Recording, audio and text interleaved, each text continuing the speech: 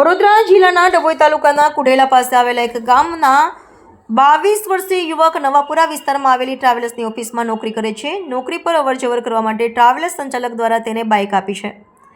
આ દરમિયાન 6 નવેમ્બરના રોજ યુવકે નોકરી પર છૂટ્યા બાદ રાત્રિના 9:30 વાગ્યાના અરસામાં તેની મહિલા મિત્ર સાથે નવલખી ગ્રાઉન્ડમાં બેસીને વાતો કરી રહ્યો હતો. આ દરમિયાન રાવપુરા પોલીસ સ્ટેશનમાં હેડ કોન્સ્ટેબલ તરીકે ફરજ બજાવતા નિલેશ વનરાજ બારૈયા તેના 2 ભાણિયા ભૌતિક ભીલ તથા ચતુર બારૈયા સાથે યુવક અને યુવતી પાસે ધસી ગયા હતા. ત્યારબાદ પોલીસવાળાએ યુવક પાસે ગાડીના લાયસન્સ સહિતના ડોક્યુમેન્ટ્સની માંગણી કરી હતી, પરંતુ યુવકની પોતાની ગાડી ન હોય તેની પાસે કોઈ કાગળિયા ન હતા, જેથી પોલીસ કર્મચારી નિલેશ બારૈયા તેના 2 ભાણિયાને મોકલી યુવક અને યુવતીને સમાધાન કરાવવાનું કહીને કૃત્રિમ તળાવ પાસે લઈ ગયો હતો. ત્યારબાદ તેને ઢોરમાર મારવામાં આવ્યો હતો, જેથી ગભરાઈ બંને સોલર પેનલ પાસે ભાગી આવ્યા હતા. ત્યારે યુવતી ત્યાંથી ભાગી છૂટી હતી, પરંતુ પોલીસવાળા નિલેશ બારૈયાએ તેના 2 ભાણિયાને ફોન કરીને યુવક ભાગી ગયો છે તેને પરત લઈ આવો તેમ કહ્યું હતું, જેથી ભૌતિક અને ચતુર બારૈયા યુવકને સોલાર પેનલ પાસેથી લઈને કૃત્રિમ તળાવ પાસે ઝાડીઓમાં લઈ જઈને દંડા વડે 3 જણાએ તેને ઢોરમાર માર્યો હતો. ગમે તેમ કરીને યુવક તેના ચુંગલમાંથી છૂટીને ભાગી ગયો હતો. પોલીસ કર્મચારી અને તેના 2 ભાણિયા રોષે ભરાયા અને તેની એક્ટિવાને આગ ચંપી કરી સળગાવી ₹20,000નું નુકસાન કર્યું હતું, જેથી યુવકે રાવપુરા પોલીસ સ્ટેશનમાં ફરિયાદ નોંધાવતા પોલીસે આરોપી હેડ કોન્સ્ટેબલ નિલેશ વનરાજભાઈ બારૈયા, ભૌતિક ભીલ તથા ચતુર બારૈયાની ધરપકડ કરીને આગળની કાર્યવાહી હાથ ધરી છે. રાવપુરા પોલીસ સ્ટેશનમાં જે ફરિયાદ નોંધાઈ છે તે પ્રમાણે સરફરાઝ ગફુરભાઈ ગરાસિયા કે જેઓ વડોદરા પાસે કુંડેલા પાસે જે મહમદપુરા ગામ આવે છે ત્યાંનો રહેવાસી છે અને તેઓ નવાપુરામાં શંખેશ્વર ટ્રાવેલ્સ આવેલી છે ત્યાં એ પોતાનું કામ કરતો હોય છે.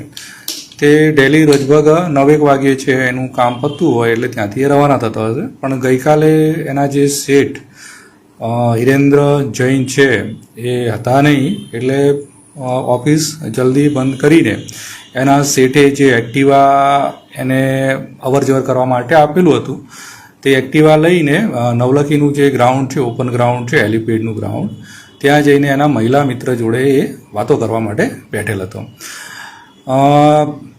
તે દરમિયાન લગભગ 8:45 વાગ્યે તેમાં ફરિયાદીના જણાવ્યા પ્રમાણે હોન્ડા શાઇનનું બાઇક લઈને 3 ઈસમો ત્યાં આવેલ હતા, એક જ સવાર ગાડી પર હતા, અને એમાં જે ચલાવનાર હતો એણે એનું આઈ કાર્ડ બતાવેલ કે હું પોલીસમાં છું એમ કરીને આઈ કાર્ડ અંદર રાખી દીધું, તમે અહીંયા કેમ બેઠા છો, અને એમ કરીને એમની પાસે એણે ગાડીના કાગળ માંગેલા હતા, લાયસન્સ માંગેલા હતા, પણ જે ફરિયાદી છે એ ફરિયાદી પાસે આ બધા પેપર ના હોય, એણે કીધું કે હું તમારું સમાધાન કરાવી દઉં.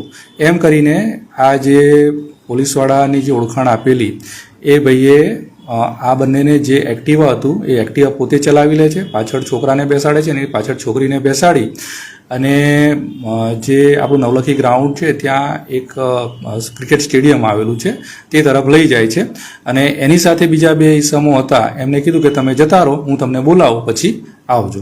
એમ કરીને આ ત્યાં લઈ ગયો અને ત્યાં લઈ જઈને આ છોકરાને આણે ગડદાપાટું મારવા માંડેલ, જેથી કરીને છોકરો અને છોકરી છે એક્ટિવા ત્યાં છોડી અને ગભરાઈને આપણી સોલર પેનલ છે ત્યાં આવી ગયેલ હતા, અને આ જે છોકરી છે ત્યાંથી રવાના થઈ ગયેલ હતી. આ છોકરાએ એના બીજા 2 મિત્રોને કોલ કરી અને અહીંયા આવો એમ કરીને ત્યાં ઊભો હતો. એ દરમિયાનમાં જે પોલીસવાળા જે ભાઈ હતા એણે એના જે પેલા 2 મિત્રો હતા એને કીધું કે પેલો છોકરો અહીંથી ભાગી ગયો છે, એને લઈને અહીંયા આવો. એટલે એ ત્યાં સોલાર પેનલ ગયા અને પાછા એને બાઇક પર લઈ અને જે એક્ટિવા અપાઈ દઈશું એમ કરીને ત્યાં લઈ ગયેલ, અને ત્યાં પાછો આ 3 જણ થઈને એને મારવા માંડેલ હતા, જેથી કરીને એ છોકરો છે પાછો ત્યાંથી ભાગી ગયો અને સોલાર પેનલ પાસે આવેલો હતો. અને પછી એના જે મિત્રો આવી ગયા, એટલે મિત્રો આવી ગયા પછી ત્યાં ગયેલો હતો ત્યારે એક્ટિવા છે ત્યાં સળગાવી હાલતમાં મળ્યા હતું.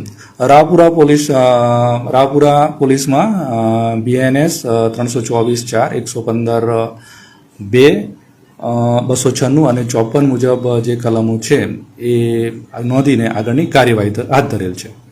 સાહેબ, જે સળગાઈ છે ગાડી કોઈ સળગાઈ છે આરોપી? એમાં આરોપીઓ 3 આરોપી છે. એમાં એક પોલીસકર્મી છે નિલેશ વનરાજભાઈ બારૈયા, જે રાવપુરામાં નોકરી કરે છે. એ સિવાયના ભાણીઓ છે ભૌતિક વલ્લભભાઈ ભીલ અને તેનો મિત્ર ચતુરભાઈ બાળુભાઈ બારૈયા. આ 3 છોકરાઓ સાથે હતા અને એમણે આ કાર્ય કરેલ હતું. એઝ અ પોલીસ કર્મચારી આ ના શોભે એવું કાર્ય કરેલ છે કે પોતાનું જે ફરજ છે એ ફરજથી વિમુખ થઈને આણે કાર્ય કરેલ છે, જેને કરવું જોઈએ નહીં. આ જે બીએનએસની 324(4), 115(2), 294, જે મુજબની કલમો છે એ કલમો મુજબ કેસ રજીસ્ટર કરી અને આગળની કાર્યવાહી અમે હાથ ધરવામાં આવેલ છે.